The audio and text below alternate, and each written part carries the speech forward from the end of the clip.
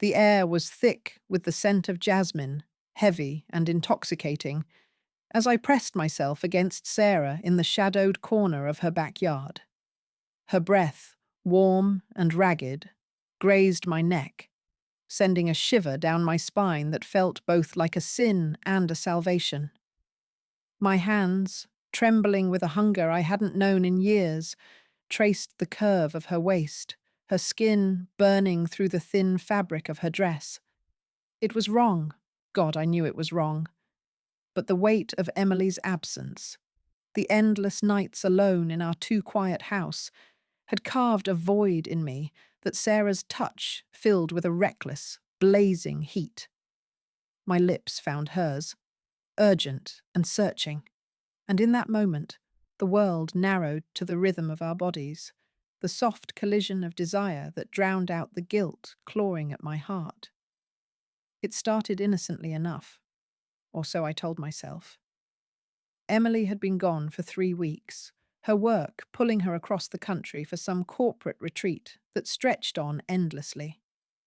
Our marriage wasn't broken, not exactly, but it had grown quiet, like a house settled into its foundation, creaking but stable. We loved each other, Emily and I, but love can become a routine, a backdrop to life's demands. I missed her, not just her presence, but the way she used to look at me, the way her laughter could fill a room. Loneliness is a subtle poison, seeping into the cracks of a life left unattended, and I was drowning in it. Sarah moved in next door 6 months ago, a painter with a laugh like wind chimes and eyes that seemed to see through you. She was older, perhaps in her early 40s, with a grace that made her seem untethered from the world's weight. We'd exchanged pleasantries, small talk about the weather, her garden, my job as a high school history teacher, but nothing more. Until that night. Emily's calls had grown shorter, her voice distracted, and I'd wandered into the backyard with a glass of bourbon, seeking solace in the stars. Sarah was there, tending to her roses under the glow of a lantern, her silhouette a soft curve against the night.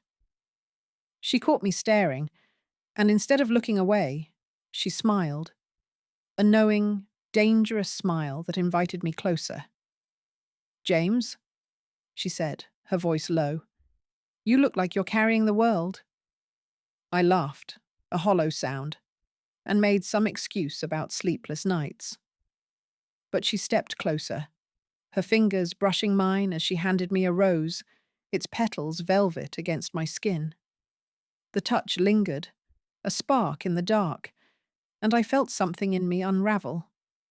We talked, then laughed, then stood too close, the air between us charged with unspoken need.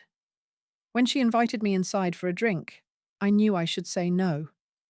But my feet followed her, drawn by a pull I couldn't name. Her living room was a canvas of colour, paintings on every wall, candles flickering with a warmth that felt forbidden. We sat on her couch, the bourbon loosening my tongue, and I found myself confessing things I hadn't admitted to myself. The loneliness, the ache for connection, the fear that I was fading into the background of my own life. Sarah listened, her eyes locked on mine, and when she leaned in, her lips a whisper from my own, I didn't pull away. The kiss was a collision, a spark igniting dry tinder. Her hands were on my chest, then my shoulders, pulling me into a dance of need that felt both inevitable and catastrophic. We stumbled to her bedroom, the world blurring into a haze of sensation. Her skin was a furnace, her breath a melody of gasps and whispers. I lost myself in the rhythm of her body, the way her fingers dug into my back, urging me deeper into the moment. It wasn't just physical. It was the way she looked at me, like I was alive, like I mattered. Every touch was a rebellion against the emptiness that had settled in my bones. Her hair spilled across the pillow, a cascade of midnight, and I buried my face in it, inhaling the scent of her, drowning in the heat of her embrace. But as our bodies stilled, the guilt came rushing back, a cold wave crashing over me. Emily's face flashed in my mind, her smile, her trust, the life we'd built. I pulled away, my heart pounding with shame, and Sarah reached for me, her touch gentle but insistent. "Don't," she whispered, her voice a plea. "Not yet." And I stayed, because despite the weight of my betrayal, I couldn't bear to return to the silence of my empty house. The next morning, I woke in her bed, the sheets tangled around us, her breath soft against my shoulder. I told myself it was a mistake, a one-time lapse. I'd go home, shower off the scent of her, and bury it deep. But as I walked back to my house, the memory of her touch clung to me, a siren's call I couldn't shake. I saw her later that day, watering her garden, and when our eyes met, the pull was still there, stronger than before. I knew I was standing on the edge of something dangerous, but the loneliness was a heavier burden than the guilt, and I wasn't strong enough to walk away.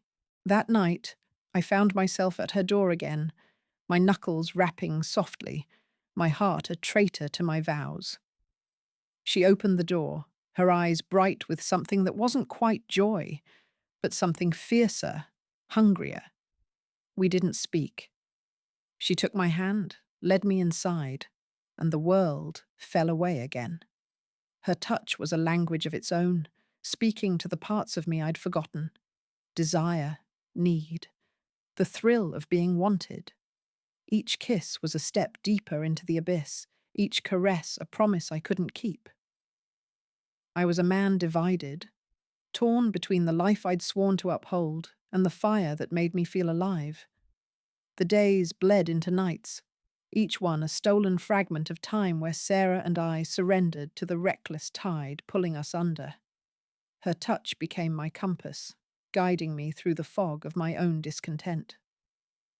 The guilt was there, always, a shadow lurking at the edges of my mind, but it was drowned out by the pulse of her breath against my skin, the way her body arched into mine like a wave meeting the shore.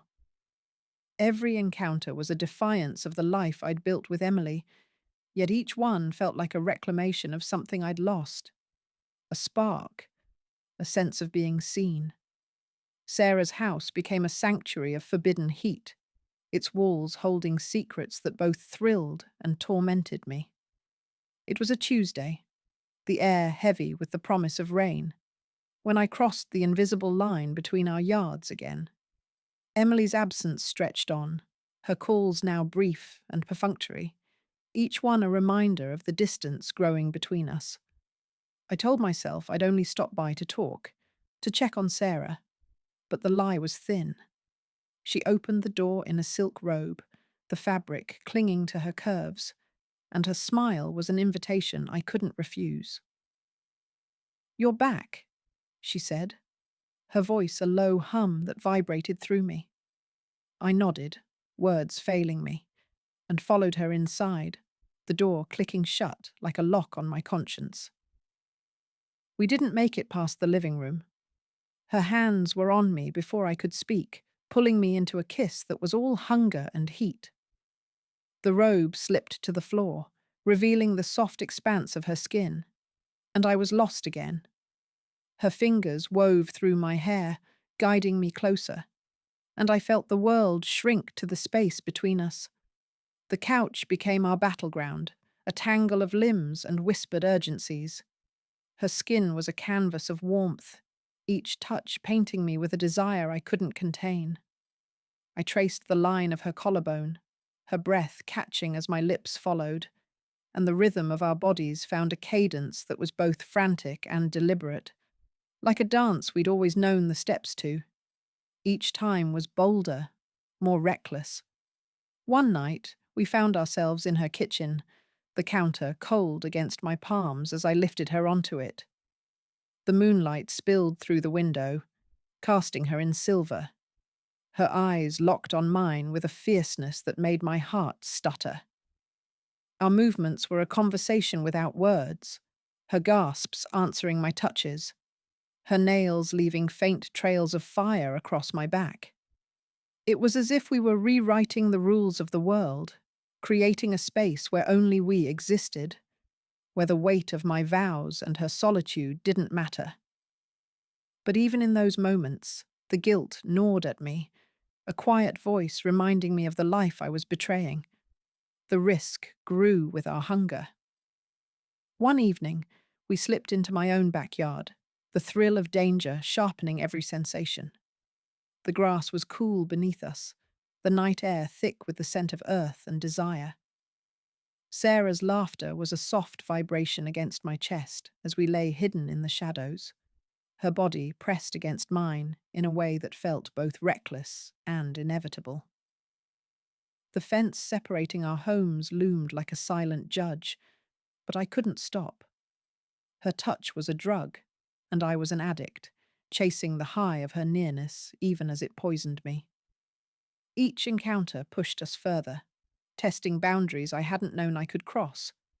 Her car parked in a deserted lot, the quiet of her studio where paintbrushes lay forgotten, the fleeting moments in my own house, where Emily's absence echoed in every room. Yet it wasn't just the physical pull that kept me coming back. Sarah saw me in a way Emily hadn't in years. She listened to my fears, my doubts, the things I'd stopped saying out loud. In her arms, I wasn't just a husband or a teacher. I was alive, raw, wanted.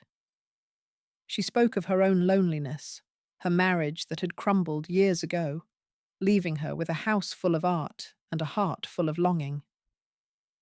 We were two broken pieces, fitting together in a way that was both beautiful and wrong. But the more we gave in, the more I felt the weight of my choices pressing down, a stone on my chest that grew heavier with each stolen moment. I began to lie to myself more convincingly. I told myself Emily would never know, that these moments with Sarah were temporary, a balm for the ache of being alone. But the lies were fragile, cracking under the strain of my own conscience. I'd see Emily's picture on my phone, her smile a quiet accusation, and the guilt would surge, only to be swept away the next time Sarah's hand brushed mine. I was caught in a cycle of need and shame, each feeding the other until I couldn't tell where one ended and the other began. I wanted to stop, to step back into the man I'd been, but Sarah's touch was a flame, and I was too weak to walk away from the warmth. One night, as we lay tangled in her sheets, her head resting on my chest, she whispered, "What are we doing, James?" Her voice was soft, but it carried a weight that mirrored my own. I didn't answer, because I didn't know. All I knew was the heat of her skin, the rhythm of her breath, and the unbearable truth that I was betraying everything I'd promised to protect. Yet even as I lay there, drowning in guilt, I couldn't imagine letting her go. The line between right and wrong blurred until it was nothing but a faint smudge in my mind, erased by the heat of Sarah's touch and the pulse of my own desperation.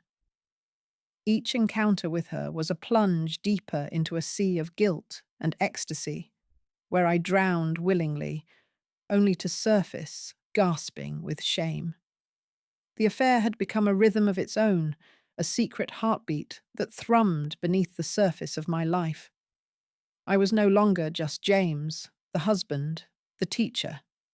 I was a man unmoored, chasing a fleeting sense of vitality that came at the cost of my soul.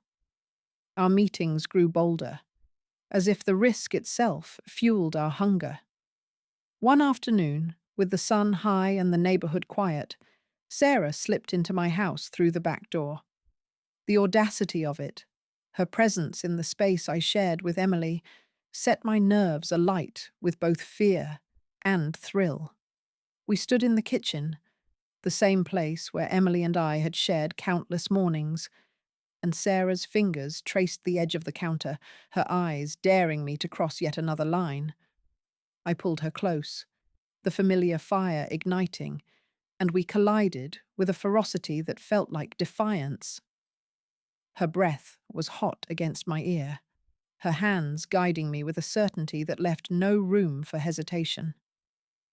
The table creaked beneath us, a witness to our recklessness, as our bodies moved in a dance of need, each motion a rebellion against the life I was supposed to lead. Her skin was a fever against mine, her gasps a melody that drowned out the world, and for those moments, I was alive in a way I hadn't been in years. But the guilt was never far behind. As we lay there, tangled and breathless, the weight of what I'd done settled over me like a shroud. This was Emily's home, our home, and I had defiled it. I saw her face in every corner, the way she'd hum while cooking, the way she'd curl up on the couch with a book. And the shame was a knife, twisting deeper with each memory. Sarah sensed it, her hand resting on my chest as if to anchor me.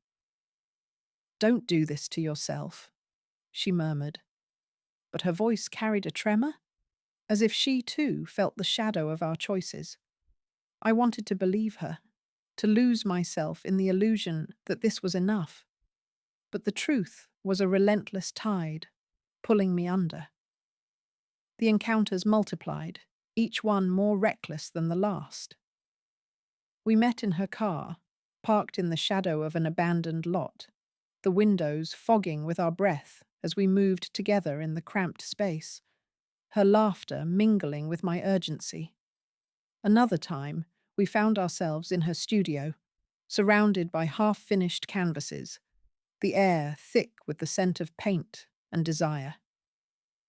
She pushed me against a wall, her lips a firebrand on my skin, and I let myself fall into the rhythm of her body, each touch a spark that set me ablaze.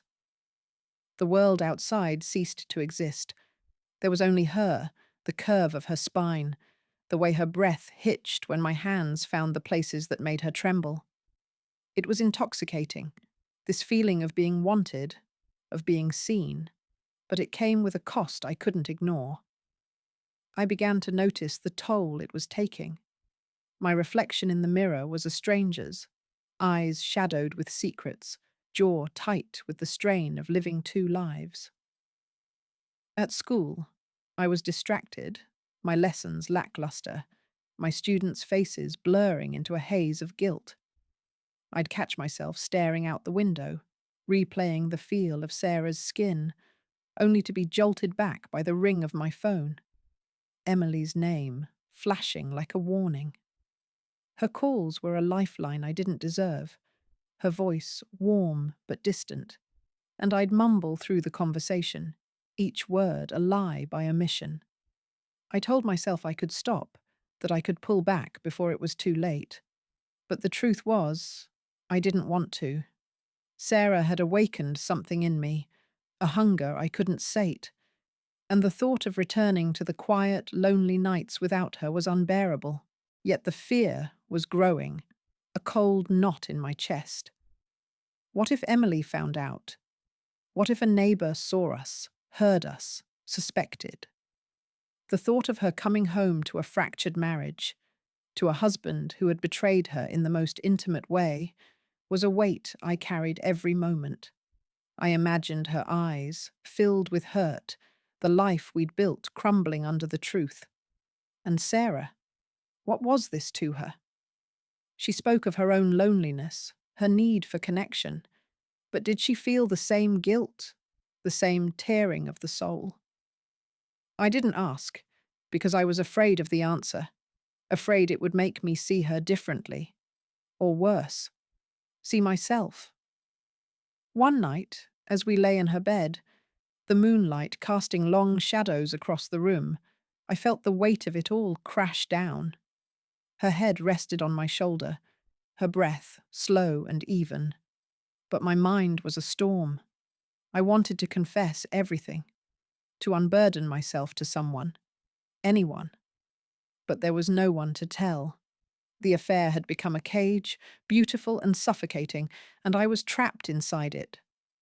I wanted to be the man Emily believed in, the man who'd vowed to love and honor her, but that man was slipping away, consumed by the fire of my own weakness. Sarah stirred, her hand finding mine, and for a moment, I let myself believe we could stay like this, suspended in a world where consequences didn't exist. But deep down, I knew the truth. I was dancing on the edge of ruin, and every step brought me closer to the fall. The affair had become a fever, burning through every part of me until I was nothing but ash and longing. Sarah's touch was both my salvation and my damnation, a flame that warmed the cold corners of my soul while reducing my resolve to cinders. I was a man split in two, one half clinging to the life I'd vowed to protect, the other lost in the reckless dance of our bodies, where guilt and desire wove together in a tapestry of ruin. Each moment with her was a theft, a betrayal of Emily's trust, yet I couldn't stop, not when her breath against my skin felt like the only thing keeping me alive. It was a rainy evening, the kind that cloaked the world in a grey haze, when we pushed the boundaries to their breaking point. Sarah had come to my house again, her knock soft but urgent, her hair damp and clinging to her face. The risk was unbearable. Neighbours could see, Emily could call at any moment, but the pull of her was stronger. We barely made it past the doorway before our hands were on each other, a collision of need that felt like a storm breaking. Her lips were a firebrand, her body a tide pulling me under, and we stumbled to the living room, the couch creaking under our weight. The rain battered the windows, a rhythm that matched the frantic pulse of our movements, her skin hot and slick against mine. Every touch was a conversation, every gasp a confession, and I lost myself in the cadence of her body, the way she moved like she was claiming me, rewriting me. It was wrong, so wrong. But in that moment, it was everything. Afterward, as we lay tangled in the quiet, the guilt came rushing back, sharper than ever. The room smelled of her perfume and our shared sin, and I couldn't shake the image of Emily walking through that door, her eyes wide with betrayal. I pulled away, my breath uneven, and Sarah reached for me, her fingers brushing my arm. "James?" she whispered, her voice soft but heavy. "We can't keep doing this." The words hung between us, a truth we'd both avoided. I nodded, unable to speak, because admitting it aloud would make it real, and I wasn't ready to let go of the only thing that made me feel alive. But the end was coming, inevitable as the dawn. Emily was due back in a week, and the thought of facing her, of carrying this secret in my eyes, was a weight I couldn't bear. I began to pull back, avoiding Sarah's gaze when I saw her in her garden, ignoring the ache that flared every time I passed her house. But she was a magnet, and I was weak. One night, unable to sleep, I found myself at her door again, my heart a traitor to my resolve. She opened it without a word, her eyes searching mine, and we fell into each other once more, the desperation sharper now, edged with the knowledge that this couldn't last. Her touch was a farewell, her kisses a plea, and we moved together with a tenderness that felt like an apology. The world was just us, just this, but it was a world built on sand, and the tide was coming in. The next morning, I sat at my kitchen table, a cup of coffee gone cold in my hands, and stared at the life I'd nearly destroyed. Emily's picture sat on the counter, her smile a quiet accusation, and I felt the full weight of my betrayal. I was a man who'd vowed to love her, to honor her, and I'd failed in the most fundamental way. Sarah had given me something I'd craved: attention, desire, a sense of being seen, but it was a fleeting gift, wrapped in shame. I wanted to confess, to lay it all bare and beg for forgiveness, but I knew the truth would shatter her, shatter us. So I carried it alone, a stone in my chest that grew heavier with each passing day.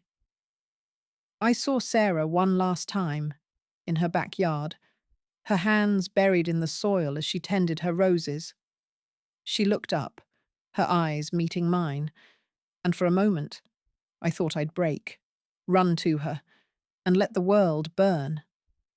But I turned away, forcing my feet to move, forcing myself to choose the life I'd promised to keep. The loneliness was still there, a hollow ache that Sarah had only masked, not healed. I knew I had to face it, to rebuild what I'd neglected with Emily, to find a way back to the man I wanted to be. This is my confession, not to a priest or a friend, but to myself, to the part of me that still believes in redemption. I betrayed my wife, my vows, my own heart, because I was too weak to face the void within me. Sarah was a mirror, reflecting my own longing, but she was also a flame, and I let myself burn. I tell this story not for absolution, but as a warning. Loneliness is a quiet predator, and it can lead you to places you never meant to go. I don't know if Emily will ever know, if our marriage will survive the weight of my silence, but I know I'll carry this guilt forever, a scar on my soul. And maybe that's punishment enough.